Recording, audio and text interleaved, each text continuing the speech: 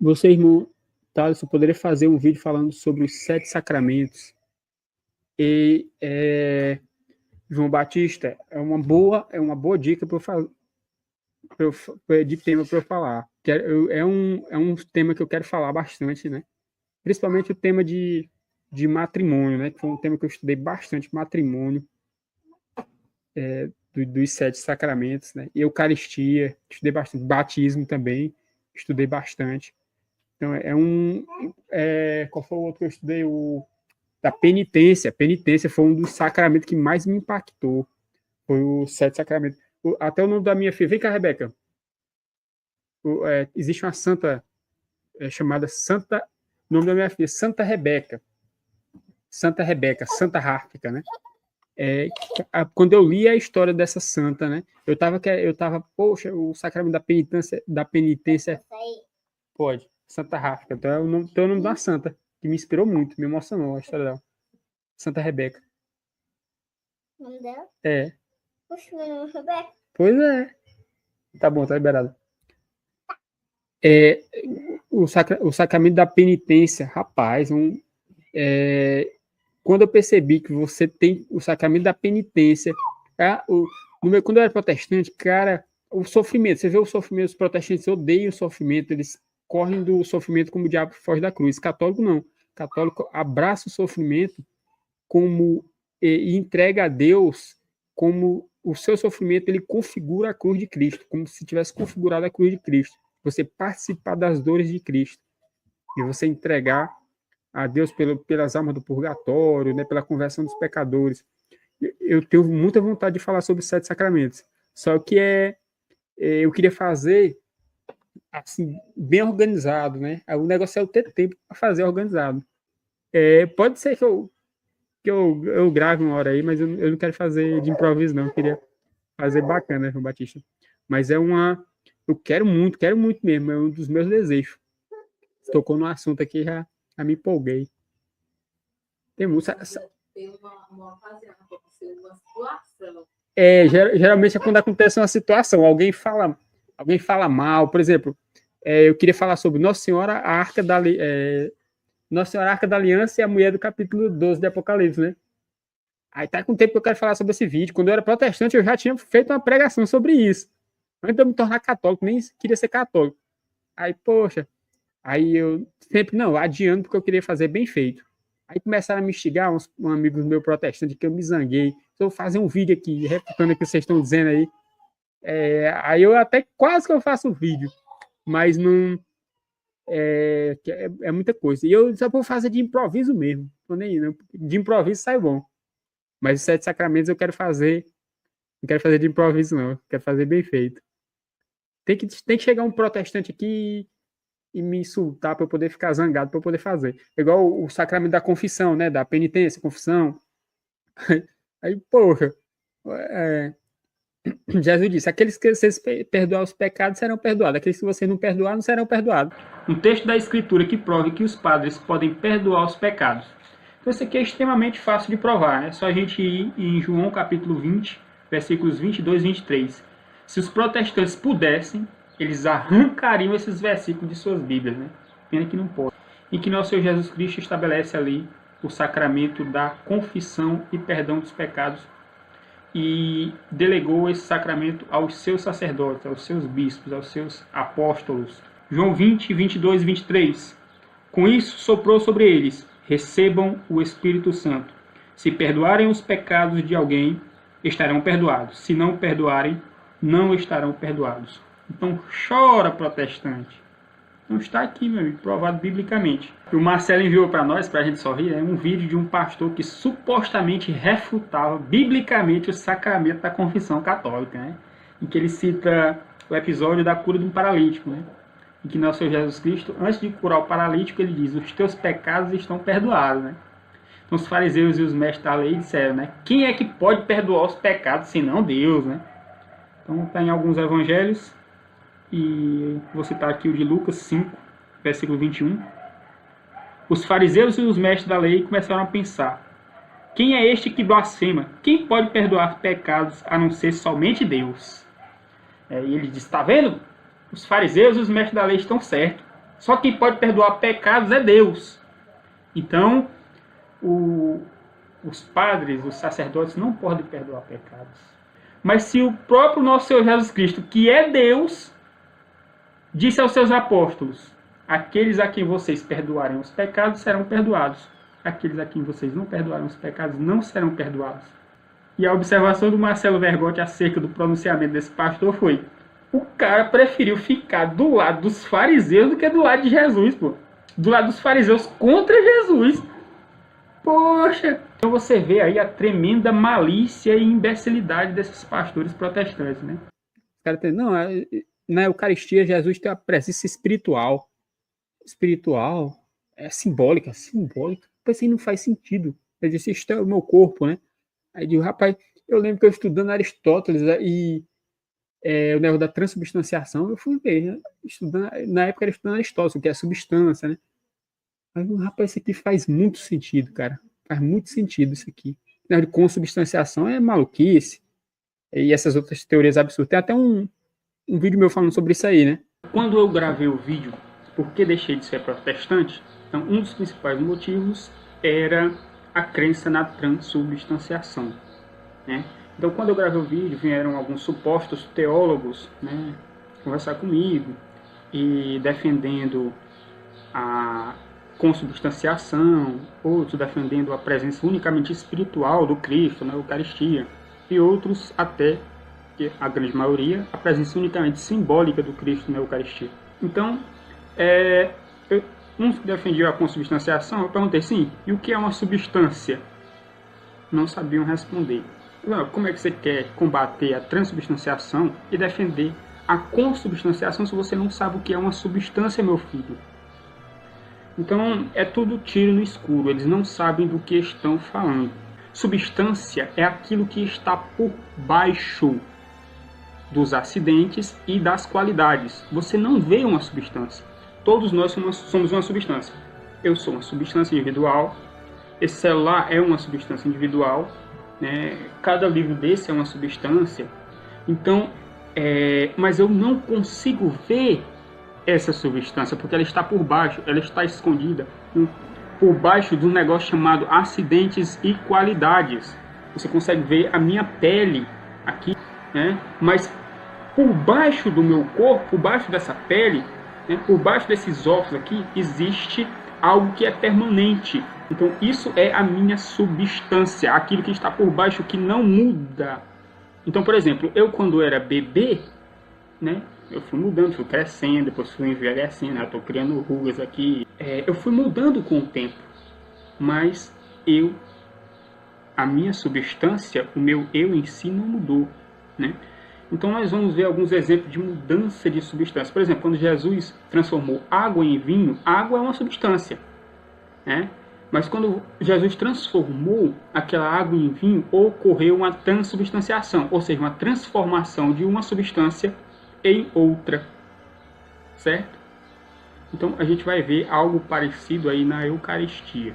Outro exemplo de transubstanciação técnica, né, não miraculosa, mas técnica, é a transformação do carvão mineral em diamante, né?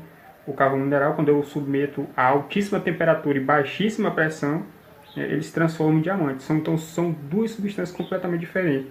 Então ocorre uma transubstanciação, uma transformação de uma substância em outra, né? Não miraculosa, mas técnica, né? A matéria é praticamente a mesma, né? São átomos de carbono, mas eu modificando a estrutura desses átomos de carbono, né? Transformando de uma estruturação simples para outra estruturação mais complexa, eu transformo carvão mineral em diamante. Então, duas substâncias completamente diferentes. Então, isso é uma transubstanciação. Então, na transubstanciação da água em vinho, primeiro milagre de Jesus, a substância de água se transformou em substância de vinho, e nós também vemos uma mudança nos acidentes e qualidades. Então, aquilo que tinha aspecto de água passou a ter também aspecto de vinho. Na Eucaristia ocorre um fato curioso, né? A espécie da hóstia, o pão e o vinho, né, se transformam no corpo, sangue, alma e divindade de nosso Senhor Jesus Cristo, mas a qualidade e os acidentes não mudam. Então, o aspecto, gosto, cor, cheiro continuam sendo de hóstia e de vinho. A única coisa que muda é a substância. Aí, quando eu vi os milagres eucarísticos de um ateu, um ex-ateu, né, Ricardo Castanhon, acho que é o nome do cara, que era um maior especialista em coração do mundo, foi estudar hóstias que sangraram, né? Ele descobriu lá que o tecido do coração e o sangue das hóstias que sangraram, né, tinha tanto carne do coração e tinha sangue vivo. Tinha leucócitos, né? Os leucócitos passam algumas, que são as células brancas de defesa do organismo, né? Fora do organismo vivo, ela demora pouco tempo, acho que algumas horas, que elas conseguem ficar vivas. E esse leucócito estava anos e anos vivo e não morria. Aí, pô, isso é impossível, cara. Então ele se converteu, vendo os milagres eucarísticos, né?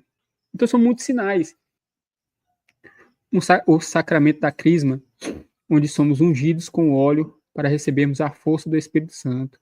O óleo serve para ungir os reis do Antigo Testamento e lhes fortalecer para o combate. Isso mesmo. João Batista, o sacramento da crisma também é outro. Eu tenho ouvido sobre o sacramento da crisma, né? As meditações de Santo Tomás de Aquino para o ano litúrgico, né? Eu meditava, né? Sobre esses temas, Santo Tomás de Aquino. Tem uma playlist aí. Um deles era a crisma. Os sacramentos que imprimem caráter, né? Que são batismo, crisma e a ordem. Então, teve até o catequista, né, da nossa capela, ele disse, rapaz, se desse pra gente perceber o que acontece na alma de uma pessoa, se desse pra gente ver o que acontece na alma de uma pessoa que recebe um sacramento do batismo, da crisma ou da ordem, a gente ficaria fascinado, porque é uma marca para sempre, é indelével, né, indestrutível, nunca mais se apaga, né? O batismo te torna filho de Deus, você é criatura, né? E você se torna filho de Deus. A crisma, você transforma a sua alma, recebe um caráter e você começa a ser soldado de Cristo, né? É a arma do guerreiro, é o sacramento do guerreiro, né? E é na testa, né? A crisma, né? O óleo é na testa, né? O ungido, né? Os pastores aí dizem, eu sou ungido do Senhor, né? Tu é ungido do Senhor, coisa nenhuma, poxa, ungido do Senhor são o quê? Eram os reis no Antigo Testamento, os sacerdotes, como falou o João Batista, né? O ungido do Senhor, né? Eu sou um sacerdote, sacerdote e rei, geralmente. E aqueles que são batizados, crismados, e os sacerdotes, né? Padres e bispos, né? Então, esses são ungidos do Senhor, né? E o sacramento é na testa, né? Na cabeça, porque a testa da crisma, né? É o lugar mais visível. Então, para você mostrar que a testa é sua fonte, é a primeira coisa que aparece. Alguém vai te reconhecer, ele olha para o teu rosto. Então, se você tem um sacramento aqui na testa, bom, você está dizendo, eu sou de Cristo, né? Aí eu lembrei daquele filme lá, Bastardos Inglórios, pronto, lembrei. Que o cara pega os nazistas lá, né? Aí os caras, às vezes que eles não matam, né? Eles desenham suástica na testa do cara, né? Ele, pronto, meu amigo. Você nunca mais vai poder dizer que não foi nazista, porque tá a marca aqui na sua testa. Da mesma forma é a crisma. Só que a suástica ela era uma marca desonrosa. Que era, na hora que quem visse o cara reconhecesse que era um nazista, estigmatizado. E o cristão não. Tem uma marca indelével na testa como soldado de Cristo. Que é coisa mais honrosa do que essa, né? Mas é um tema maravilhoso, João Batista. Tinha muita coisa para falar. Eu tenho procura aí na Sacramento da Crisma, Meditações de Santo Tomás de Aquino para o ano litúrgico. Tem um vídeo aí no canal. O João Batista aqui tá me atiçando aqui para eu falar demais, pessoal. Desculpa aí. E o Roberval também. Há um crente que perguntei a ele onde tem a Bíblia, onde tem na Bíblia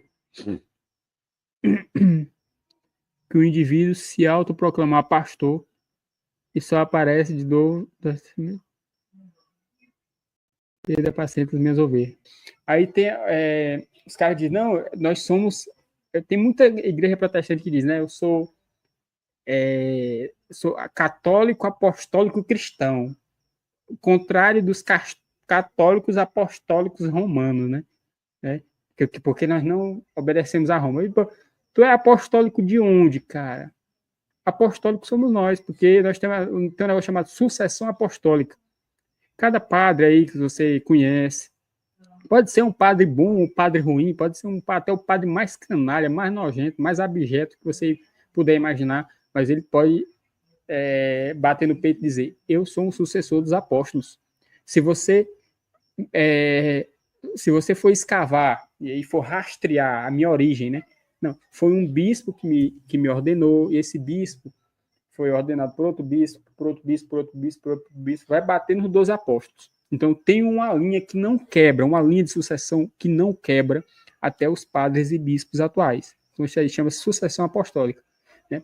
Pedro e os apóstolos foram ordenando e sagrando, foram sagrando outros bispos, e essa sucessão se espalhou aí. E, pessoal, e o interessante, né? No caso aí, já estou falando do sacramento da ordem, né? Essa sucessão apostólica, sucessão de um líder religioso, sempre existe em todas as religiões. Lá no judaísmo, tinha a sucessão lá dos filhos de Arão, né? E não era nem todos os filhos de Arão, não. Tinha uns que eram os Meraritas. Dos filhos de Arão, cada um era responsável por uma coisa. Um era responsável pelos panos, outro era responsável pelas tábuas, né? Outro era responsável pelas coisas sagradas, né? Os utensílios sagrados. Então não era todo mundo, nem dos filhos de Arão, nem todos poderiam tocar ali nos instrumentos. Acho que eu tenho até um vídeo falando sobre isso em algum lugar aí. E tinha um dos filhos de Arão, que eu não me recordo quem, que era o sacerdote. A sucessão sacerdotal era para um desses filhos. Então não era todo mundo que podia ser sacerdote, não. E no judaísmo, a linha de sucessão sacerdotal era sanguínea, era de sangue, né? Era de pai para filho, né? E no Islã tem o chamado sheikhs, né? Que a linha de sucessão lá dos sheikhs, né? Qualquer sheik que você encontrar, ele foi, eu não sei como é que tem a denominação, né? Mas se fosse no cristianismo era ordenado, né? Ele foi ordenado por outro sheik, por outro sheik, por outro sheik, que aí quando você for rastreando, vai batendo lá nos primeiros companheiros do profeta Mohammed, né? Então, pô, no judaísmo tem isso, no Islã tem isso. Só não tem isso no protestante, pô, que se diz cristão. Pô, quem foi que te ordenou, pastor? Quem foi que te consagrou, pastor? Não, foi fulano de tal. Esse fulano de tal. Pô, vocês são apostólicos porra nenhuma, pô. Vocês são um bando de fajuta. Apostólicos somos nós, católicos, né? Vai bater Jesus Cristo. Nossa autoridade foi dada por Jesus Cristo. Sacramento do batismo, onde nos tornamos filhos de Deus, é onde somos regenerados, justificados do pecado original. E só, exatamente. Então, batismo, no batismo é apagado todos os nossos pecados, né? Por ser o maior pecador do universo. Mas se batizou, apagou todos os seus pecados e as consequências do pecado. As consequências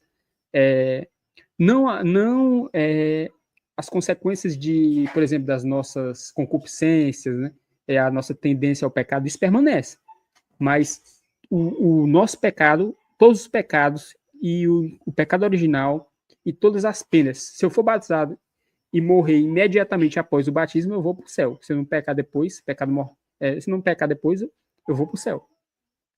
Que foi o caso que a negada até fala de Constantino, né? Diz que Constantino, se eu errar aí, vocês me corrijam, né? Constantino foi batizado no final da vida. Pouco antes de morrer, se batizou. Aí, se batizou, bicho de sorte. Só que depois que você se batiza, se você cometer um pecado mortal, você vai para o inferno. Esse pecado mortal só é apagado, né? A pena desse pecado só é apagada através do sacramento da confissão, né? da penitência. Tem que se confessar, se arrepender, confessar e cumprir a penitência. Senão você vai para o inferno. Não tem, a não ser que você tenha uma contrição perfeita, né, no final da vida. Aí os pecados veniais, se você se batizou, não cometeu nenhum pecado mortal, cometeu pecados veniais, você é purgatório expiar esses pecados que você fez, né? Roberval Magalhães, apacentar as minhas ovelhas de Cristo, a Pedro, faz sentido liderança da igreja. Para os protestantes, o meio de fazer hora extra. Pequenos empregos. Verdade. foi dada autoridade a Pedro, né? Autoridade como líder dos apóstolos, né? Tem um sacramento da Eucaristia, né? Que foi dado lá na última ceia, nosso Jesus Cristo, diz: isto é o meu corpo, isto é o meu sangue, né? Então ele deu poder aos apóstolos. Ele deu poder fazer isto em memória de mim. Ele disse os apóstolos, não foi pastor, não. Aos apóstolos e seus sucessores, né, que são os padres e bispos. Né? Pô, quem foi o bispo que te ordenou? Quem foi? Qual é o apóstolo, pastor? Eu lhe celebro Santa Sé aqui, mas é só um símbolo. É verdade, é só um símbolo. Isso aí é só uma imitação barata de culto. Né? Não é culto de verdade nas igrejas protestantes. Jesus disse: eu estarei convosco até o final dos tempos, né? Até o final dos séculos. E ele está todo dia tem uma missa celebrada no mundo. Ele está conosco todo dia, porque todo dia ele desce do céu e se esconde, né? O Jesus escondido, né? As meninas de Fátima falavam, né? Ele se esconde ali sob as espécies de pão e vinho, né? Está conosco todo dia tem sacrifício, né? O sacrifício do templo cessou, né? O templo dos judeus cessou. Cessou nada, cara. Agora nós temos o sacrifício verdadeiro, o sacrifício incruento de nosso Senhor Jesus Cristo, que é o mesmo sacrifício da cruz, atualizado, porque aquele sacrifício está gravado na eternidade para sempre, né? E toda vez que o padre diz as palavras da consagração, esse sacrifício se atualiza de forma incruenta. Jesus não sofre mais, né? Mas ele o sangue, o corpo, a alma e divindade de nosso Jesus Cristo estão presentes ali. Cara, é fantástico. Sacramento da penitência, reconciliação, é para todos os cristãos católicos batizados que caem no pecado e voltam novamente a se reconciliar com Deus por meio da confissão dos pecados. Exatamente. Só é possível seus pecados serem perdoados depois do batismo, você se batizou, pelo sacramento da penitência, né? Da confissão dos pecados. Frase de Santo Agostinho: não se pode dizer que possuem a fé católica se não ensinais a crer na fé de Roma. Exatamente. Onde está Roma, está a igreja, né? Então, uma frase também assim. É isso mesmo. Pessoal, tanto é isso aí, João Batista, que uma coisa que eu não entendia, né? Pô, lendo Santa Maria de Aquino, que eu vim entender essa coisa, né? Perguntei para muita gente, a negada não sabe me responder. Mas o sacramento da ordem, né? Você não perde. Ele é indelével, né? Produz caráter. Então, quem é padre e já era. Foi ordenado, não perde. Ele tem aquele caráter nele, para sempre. Ele vai para o inferno. Se morrer em pecado mortal, for para o inferno, for um padre um péssimo padre, vai para o inferno, mas vai com o sacramento lá da ordem na testa. Para sempre, para sempre. É indelével. E é mais vergonhoso ainda. Ele vai para o inferno ordenado, cara. Só que quando um padre vira herege, né, ou tem um cisma, né, se separa de Roma, ele não perde o sacramento da ordem, continua sendo padre, né, continua tendo o sacramento da ordem, porém ele perde a sucessão apostólica, porque a partir do momento que se desliga de Roma, perde a sucessão apostólica. É engraçado, é incrível, né? É uma coisa interessante essa distinção. Não perde a ordem, o sacramento da ordem, mas perde a sucessão apostólica. Por isso que o pessoal da igreja ortodoxa, né, das igrejas ortodoxas, russa, grega, né, eles têm o sacramento da ordem, ainda permanece, mas não possuem a sucessão apostólica porque estão desligados de Roma, de Pedro, né, do Papa romano. Eu demorei, porque a última coisa que eu queria na vida era ser católico, né? Até Islã foi uma possibilidade para mim, quando eu vi que as igrejas protestantes eram a última igreja protestante para mim seria como é o nome? A anglicana, né? É a única que é mais ou menos, que era a igreja de C.S. Lewis, né? Aí depois que eu descobri que o cara fundador lá era Henrique VIII, um serial killer que assassinava as esposas, queria casar, aí, não, para, como é que se diz? Se só o casamento só termina com a morte, né? Não posso anular esse casamento e casar com outro, né? Só termina com a morte, então eu vou matar meus esposos. Assim era Henrique VIII. E só que tá lá em Santo Tomás de Aquino, lá na Suma Teológica, Santo Tomás de Aquino disse que quem mata a própria esposa não pode casar com outra, não, meu filho. O casamento foi anulado, mas você não tem mais direito de casar com outra pessoa. Se eu tivesse lembrado de falar isso ontem no sacramento do matrimônio, né? Ó, rapaz, por isso que é muito profundo o assunto sacramentos. Eu tenho que gravar um estudo sobre isso, cara. A ideia de João Batista foi muito boa.